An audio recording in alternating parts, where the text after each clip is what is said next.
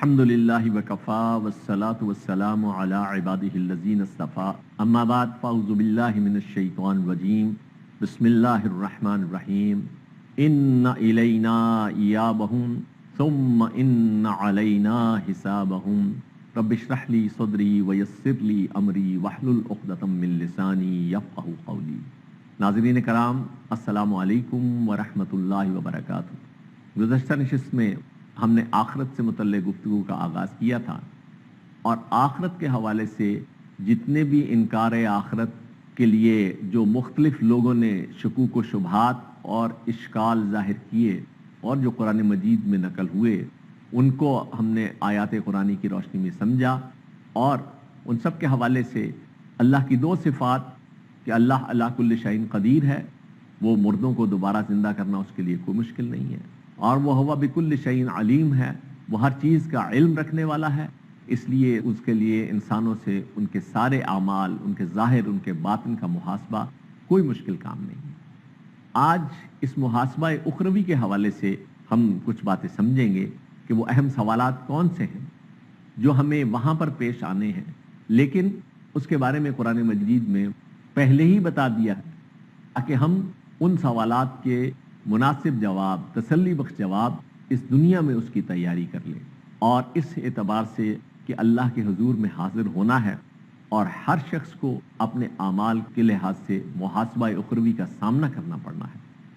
اللہ تعالیٰ نے قرآن مجید میں اس بات کو بھی مؤکد فرمایا، اور سورہ انبیاء کی پہلی آیت میں ہی فرمایا کہ اقترب للناس حسابہم، لوگوں کے لیے ان کے حساب کا وقت قریب آ چکا ہے، وہم فی غفلۃ معرضون، لیکن وہ ہیں کہ غفلت میں پڑے ہوئے ہیں، منہ پھیر رہے ہیں، اعراض کی روش اختیار کی ہوئی ہیں، ان کو اپنے اس حساب کتاب کے حوالے سے کوئی فکر ہی نہیں ہے۔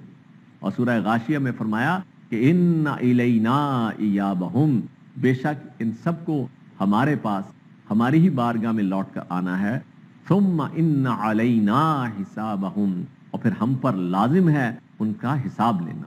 تو اس اعتبار سے یہ حساب، یہ اللہ تعالیٰ کے ہاں ہر شخص کو یہ اکاؤنٹیبلٹی جو فیس کرنی ہے، اس کے حوالے سے یہ بھی فرمایا گیا کہ سورہ آل عمران کی آیت نمبر 30 میں کہ یوم تجد کل نفس ما عملت من خیر محضرا، اس دن کہ ہر شخص جو کچھ بھی اس نے عمل کیا ہوگا خیر میں سے، بھلائی میں سے، اس کو حاضر اور موجود پا لے گا، دیکھ لے گا۔ وما عملت من سوء، اور جو کچھ اس نے برائی میں سے کیا ہوگا اس کو بھی جو ہے موجود پائے گا، جیسا کہ آخری پارے کی صورت میں فرمایا کہ وَمَن يَعْمَلْ مِثْقَالَ ذَرَّةٍ خَيْرًا يَرَهُ، جو کوئی ذرہ برابر بھی نیکی کرے گا اس کو دیکھ لے گا، وَمَن يَعْمَلْ مِثْقَالَ ذَرَّةٍ شَرًّا يَرَهُ، اور جو کوئی ذرہ برابر بھی برائی کرے گا وہ اس کو دیکھ لے گا۔ یہاں پر فرمایا یوم تجد کل نفس ما عملت من خیر محضرا، جو کوئی بھی خیر میں سے، نیکی میں سے جو عمل کیا ہوگا اس کو موجود پائے گا، وما عملت من سوء، اور جو برائی میں سے کیا ہوگا اس کو بھی موجود پائے گا۔ تود لو ان بینہا و بینہ امدا بعیدا، اس وقت خواہش کرے گا مجرم کہ کاش اس کے اس برے عمل اور اس کے درمیان ایک طویل مسافت، دور کی مسافت حائل ہو جاتی۔ وَيُحَذِّرُكُمُ اللَّهُ نَفْسَهُ، اور اللہ تعالیٰ تمہیں اپنے آپ سے خبردار کرتا ہے۔ وَاللَّهُ رَؤُوفٌ بِالْعِبَادِ، اللہ تو اپنے بندوں پر بہت زیادہ مہربان ہے، لیکن تمہارے لیے اللہ کی شفقت اور رحمت یہ ہے کہ اس نے اپنی کتاب اور اپنے رسول صلی اللہ علیہ وسلم کے ذریعے تمہیں پہلے سے جو ہے آگاہ کر دیا کہ تمہیں ان باتوں کا جواب اللہ کے ہاں دینا ہے، اپنے اعمال کی جواب دہی اور حساب کتاب کا سامنا کرنا پڑا۔ یہ جو اللہ کے حضور میں آخرت میں انسان کو بہت سارے سوالوں کا سامنا کرنا پڑے گا، اس میں بار بار قرآن مجید میں یہ مضمون آیا، اور جو سوالات ہیں ان کا بھی تذکرہ آیا۔ سورہ نحل کی آیت نمبر 93 میں فرمایا کہ وَلَا تُسْأَلُنَّ عَمَّا كُنتُمْ تَعْمَلُونَ، تم سے لازماً پوچھا جائے گا جو عمل تم کرتے رہے تھے، یعنی اعمال کے حوالے سے اللہ کے ہاں اکاؤنٹیبلٹی فیس کرنی ہوگی، اپنے اعمال کے محاسبے کے لیے جواب دہی کا سامنا کرنا پڑا ہوگا۔ اور یہاں پر تو معاملہ یہاں تک ہے کہ وَمَا يَلْفِظُ مِنْ قَوْلٍ إِلَّا لَدَيْهِ رَقِيبٌ عَتِيدٌ، اعمال کے ساتھ ساتھ کوئی زبان سے کوئی لفظ جو نکالا ہے اس کے لیے بھی ایک مستعد اس کو ریکارڈ کرنے والا وہاں موجود ہے۔ پھر جتنی اللہ پاک نے نعمتیں عطا فرمائی ہیں اور नेमतों का अल्लाह फरमाते हैं कि तुम उसको शुमार करना चाहो, गिनना चाहो, गिन भी नहीं सकते। वाइन ताउद्दू नेमतुल्लाहि ला तुहसूहा, अगर तुम अल्लाह की नेमतों को गिनना चाहो तो उनको गिन भी नहीं सकते हो। इन नेमतों के बारे में भी कल अल्लाह के यहाँ जवाबदही का सामना करना होगा, जैसा कि सूरह तकासुर की आयत नंबर 8 में फरमाया कि सुम्मा लतुसअलुन्न यौमइज़िन अनिन नईम, और तुमसे लाजमन उस दिन नेमतों के बारे में सवाल किया जाएगा, पूछा जाएगा। अब आप अंदाजा करें कि हमारे पास तो जो कुछ भी है अल्लाह का दिया हुआ है, अल्लाह का इनाम है, अल्लाह की नेमत है। जिंदगी है तो अल्लाह की नेमत है, सेहत है तो अल्लाह की नेमत है, माल दौलत है तो अल्लाह की नेमत है, और इसी तरीके से घर है, गाड़ी है, और जो भी सहूलत है, औलाद है, हर चीज़ अलगर्ज जिस चीज़ का भी नाम लेंगे उसमें हमारी अपनी कौन सी, ये सब की सब अल्लाह की दी हुई है। अल्लाह के यहाँ अब ये जवाबदही कि इन चीज़ों का, इन सारी नेमतों का इस्तेमाल अल्लाह के हुक्मों के मुताबिक एक एतदाल के साथ किया, या इन नेमतों को अल्लाह तल्लो में, अय्याशियों में और अपने फ़ख्र व मुबाहात के लिए और दूसरों पास धौंस जमाने के लिए इस्तेमाल किया, इन नेमतों के हवाले से भी अल्लाह के यहाँ जवाबदही का सामना करना होगा। फिर इन्हीं नेमतों में से अल्लाह ताला ने जो हमें सलाहियतें अता फरमाई हैं उनका अलग से भी तज़किरा है कि ये जो अल्लाह ने हमें सलाहियतें अता फरमाई हैं, जो हमें मुमय्यज़ करती हैं, हैवानात से भी ज़्यादा बढ़कर इंसान बनाती हैं, उनके हवाले से भी सूरह बनी इसराइल की आयत नंबर 36 में आता है कि इन्न सम्अ वल बसरा वल फुआदा कुल्लु उलाइका कान अन्हु मसऊला, बेशक ये समात और बसारत और दिल, गौर व फिक्र और ताक़ुल, एहसासात और जज्बात, कुल्लु उलाइका कान अन्हु मसऊला, इन सब के बारे में अल्लाह ताला के यहाँ बाज़पुरस होगी। तुमने ये अल्लाह की दी हुई इन सलाहियतों को अल्लाह की मार्फत के लिए, अल्लाह को पहचानने के लिए, अल्लाह की रज़ा वाले कामों के लिए इस्तेमाल किया या उसके बरक्स।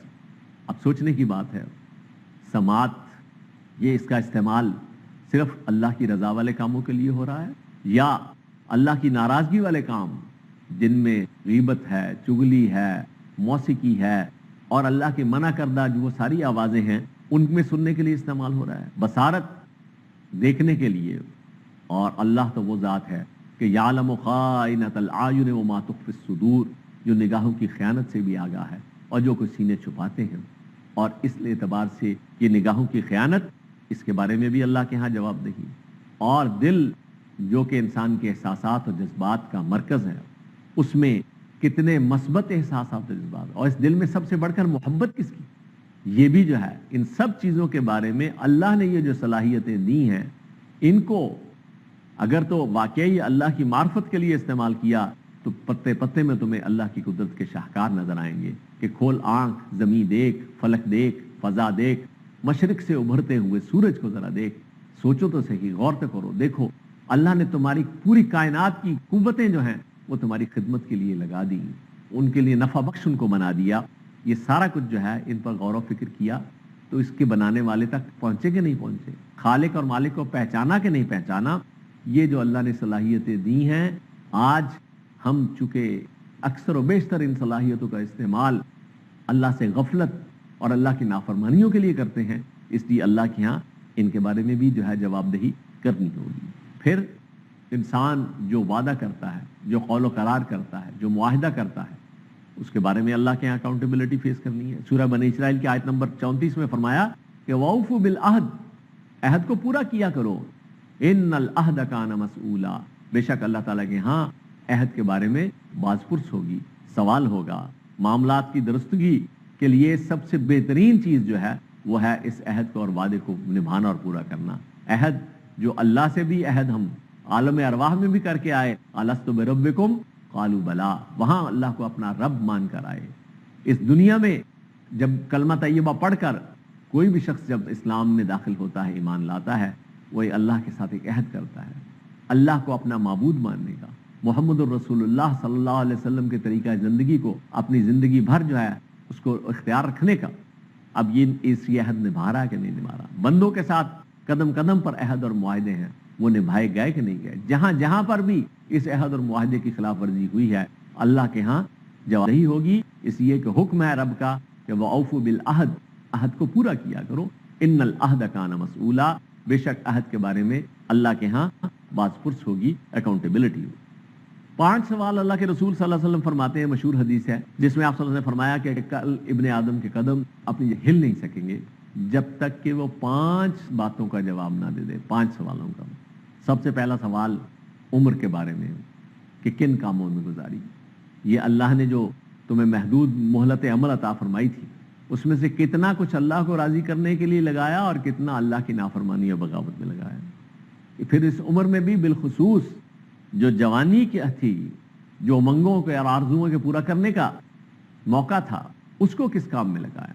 اور جوانی سے مراد صرف وہ نہیں ہے جو 20-25 سال کی جوانی ہے، بلکہ قرآن مجید تو یہ کہتا ہے کہ انسان ذہنی بلوغت کی عمر کو تو 40 سال کی عمر میں جا کر پہنچتا ہے. اور ہمارے ہاں تو عرف عام میں عام آدمی جب وہ 40 سال کے بعد وہ ذہنی طور پر بھی بالغ ہو چکا اور اس کے بعد وہ ابھی بھاگ دوڑ دنیا کے اعتبار سے اگر وہ اپنے آپ کو ریٹائرڈ سمجھنے کے لیے تیار نہیں ہے، وہ چاہے 60 سال کا ہو گیا ہو، چاہے 70 سال کا ہو گیا، بڑے مستعد آپ کو لوگ نظر آئیں گے جو اپنے کاروبار میں، بزنس میں، پروفیشن میں. تو یہ جو امنگ بھرپور طریقے سے جبکہ ابھی ایکٹیو لائف انسان گزار رہا ہے، متحرک زندگی گزار رہا ہے، زندگی کا یہ حصہ کن کاموں میں لگایا. ان میں جب انسان کچھ کرنے کے قابل نہ رہے تب تو ظاہر سی بات ہے کہ اس کو جو ہے پھر تو اللہ کی طرف رجوع کرنا ہی ہے. اگرچہ وہ بھی بہت قیمتی ہے، مرنے سے پہلے پہلے اس کی بھی توفیق مل جائے، اس کو بھی غنیمت جانا جائے. لیکن اصل بات یہی ہے کہ یہ جو جوانی کا عرصہ ہے یہ کن کاموں میں گزارا. تو 5 سوالات میں سے یہ 2 سوال عمر کے بارے میں اور جوانی کے بارے میں. بقیہ 3 سوالات کا تذکرہ ابھی انشاءاللہ ایک چھوٹے سے وقفے کے بعد آئے گا. آپ ہمارے ساتھ رہیے گا.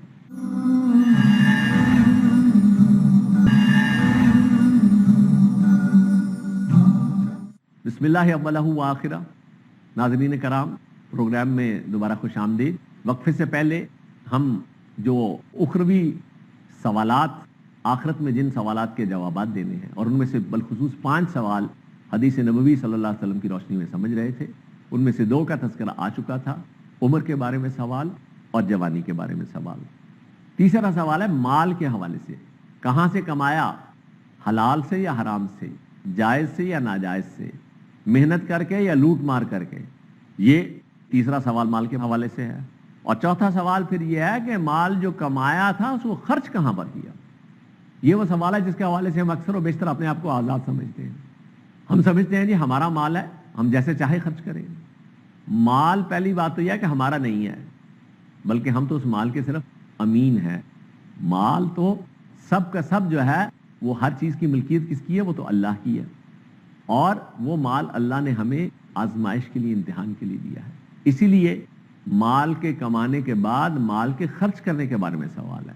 ہم آزاد نہیں ہیں کہ نمود و نمائش، عللو تللو، دوسروں پر اپنی بڑائی کا روب جمانے کے لیے جہاں چاہے مال اڑاتے پھرے، بلکہ یہ مال اپنی جائز ضروریات پر خرچ کرنے کے بعد یہ دوسروں کا اس میں حق ہے. حقداروں تک اس حق کو حق پہنچانا. قرآن مجید واضح طور پر کہتا ہے کہ وَآتِ ذَا الْقُرْبَى حَقَّهُ وَالْمِسْكِينَ وَابْنَ السَّبِيلِ. قرابت دار کو اس کا حق دو، محتاج کو دو، اور جو مسکین ہے اور راستے کے مسافر کو دو. یہ سب کا حق اس کے اندر موجود ہے. تو یہ مال کے حوالے سے بھی ہم آزاد نہیں ہیں. کل اللہ کے ہاں اس کے خرچ کے بارے میں بھی جواب دہی کرنی ہوگی. اور اس حوالے سے ہم جتنا زیادہ تعیشات، نمود و نمائش اور اپنی بڑائی جتلانے کے لیے مال خرچ کرتے ہیں، اس کے حوالے سے خصوصی طور پر فکر مندی کی ضرورت ہے.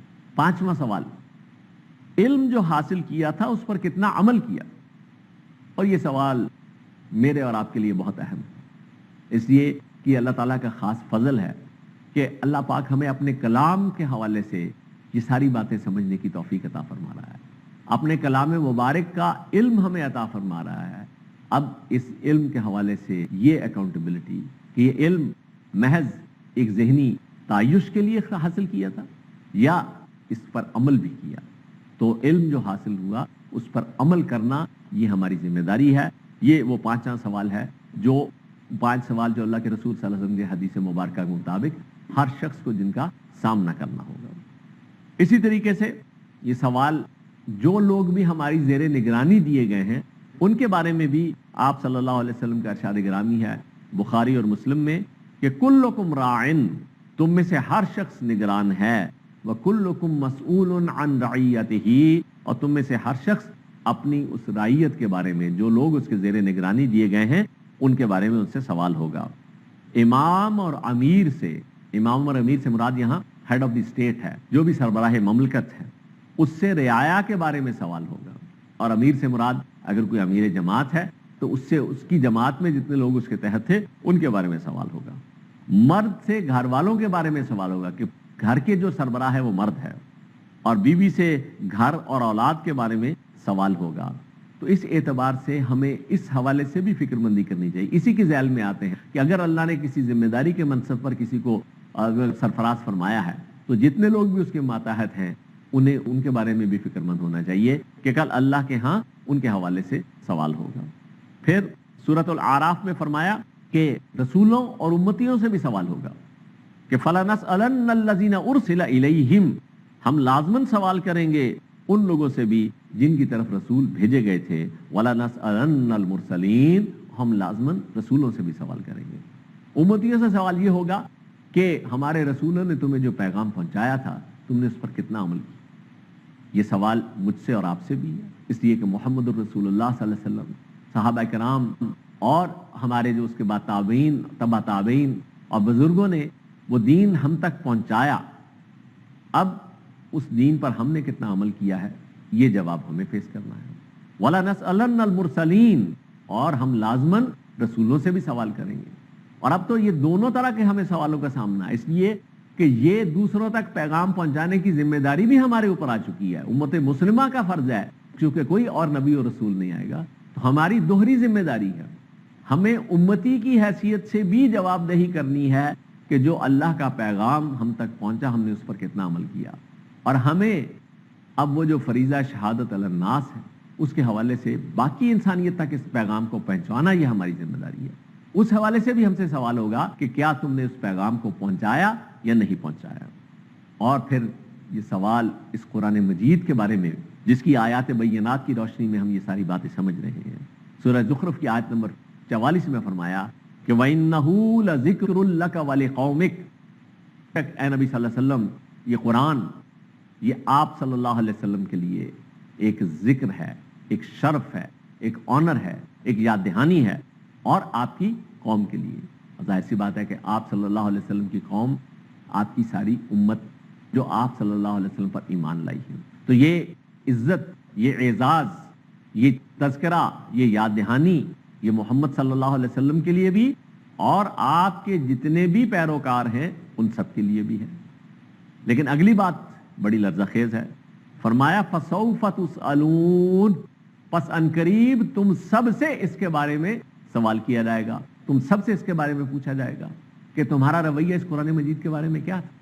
کیا تم نے اسے صرف ایک مقدس کتاب سمجھ کر، اسے ایصال ثواب اور حصول ثواب کا آلہ سمجھ کر بس اس کو ریشمی جزدان میں لپیٹ کر خوشبو میں بسا کر اونچی جگہ پر رکھ چھوڑا؟ تم کہتے تھے کہ ہم اس کا بڑا ادب اور احترام کرتے ہیں، لیکن یہی ادب اور احترام تھا تمہاری نظر میں؟ تم اخبار تو روزانہ کتنا وقت لگا کر سمجھ کر پڑھتے تھے، لیکن اس باقاعدگی کے ساتھ اللہ کے اس قرآن کو بھی پڑھتے تھے کہ نہیں پڑھتے تھے؟ یہ ہر ایک کو اس بات کا جواب دینا ہوگا، اس لیے ہم میں سے ہر ایک کو اپنے اندر جھانکنا چاہیے۔